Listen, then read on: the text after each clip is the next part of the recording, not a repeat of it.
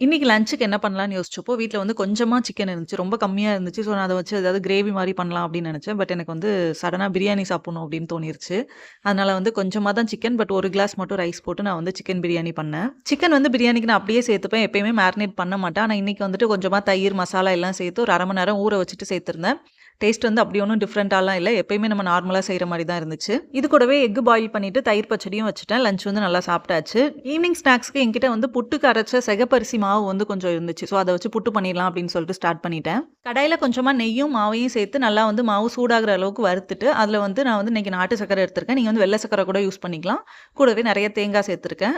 நாட்டு சர்க்கரை சேர்த்ததுமே அந்த ஹீட்டுக்கு வந்து லைட்டா ஈரம் கொடுக்கும் மாவு. அது கூடவே நம்ம கொஞ்சமா சுடு தண்ணியும் சேர்த்து புட்டு பதத்துக்கு பிடிச்சு எடுத்துக்கலாம். 15லேருந்து 20 நிமிஷம் நம்ம ஸ்டீம் பண்ணி எடுத்தா நம்ம புட்டு ரெடி. உங்களுக்கு இந்த ரெசிபி பிடிச்சிருந்தா வீட்ல கண்டிப்பா ட்ரை பண்ணி பாருங்க. இது வந்து ரொம்ப ஹெல்தியும் கூட. நாங்களும் எங்க ஈவினிங் ஸ்நாக்ஸ் வந்து ரொம்ப ஹெல்தியா சாப்பிட்டோம். நம்ம அடுத்த வீடியோல பார்க்கலாம். பை.